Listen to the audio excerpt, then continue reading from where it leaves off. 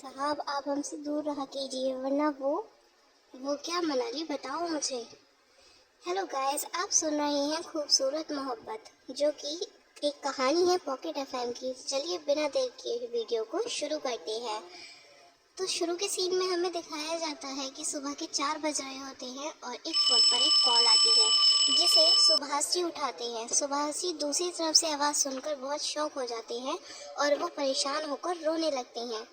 उन्हें रोता देख उनकी पत्नी रानी जी उनसे कहती हैं कि आप इतना परेशान क्यों हैं और रो क्यों रही हैं, बताइए क्या हुआ है। तो सुभाष जी उनका जवाब देते हैं कि रानी जी अब रोने के दिन आ गए हैं, साहब वापस आ रहे हैं, साहब के किसी आदमी की कॉल थी, अब हमें उनका पैसा वापस करना पड़ेगा।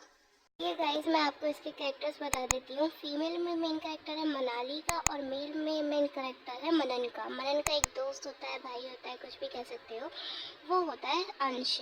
और मनाली के मम्मी पापा नहीं होते हैं तो वो अपने चाचा चाची के पास भोपाल में रहती है काफ़ी टाइम से। उसकी चाचा चाची की एक लड़की होती है मंदिरा, जो कि मनाली से बहुत चिढ़ती है क्योंकि वो मनाली की जितनी खूबसूरत नहीं होती है।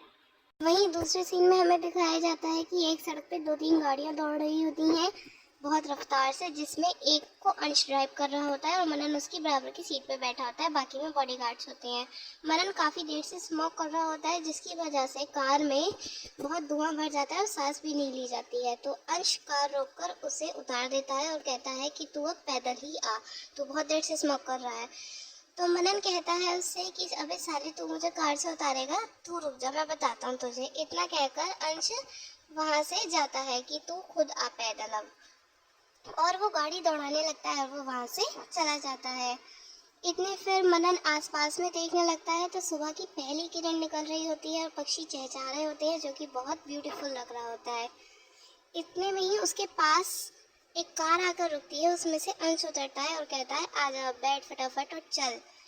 फिर मनन बैठ जाता है और फिर वो दोनों अपने घर की तरफ भोपाल की तरफ निकल जाते हैं। वो इंदौर से भोपाल जा रहे होते हैं। मनन एक 27 साल का लड़का होता है जो कि बहुत हैंडसम और बॉडी वाला होता है। वो हीरे का बिजनेस करता है इंदौर और भोपाल में और वो टाइम भी बहुत सारे करता है। और अंश भी एक 27 साल का लड़का होता है जो कि बहुत क्यूट होता है और वो उसका पार्टनर होता है उसके क्राइम और बिजनेस में। इतने में ही मनन उससे कहता है कि गाड़ी सुभाष जी के घर की साइड ले लो। अंश कहता है कि नहीं, सभी बहुत थके हुए हैं और मैं बहुत देर से ड्राइव कर रहा हूँ, इसलिए हम पहले अपने घर चलते हैं। मनन बात को समझता है, मान जाता है, ओके कहता है। फिर वो लोग अपने घर चले जाते हैं। मनन का घर बहुत ही बड़ा और आलीशान होता है और उसके घर में एक स्विमिंग पूल भी होता है। ऑफकोर्स यार, उसके पास इतना पैसा होता है तो होगा ही।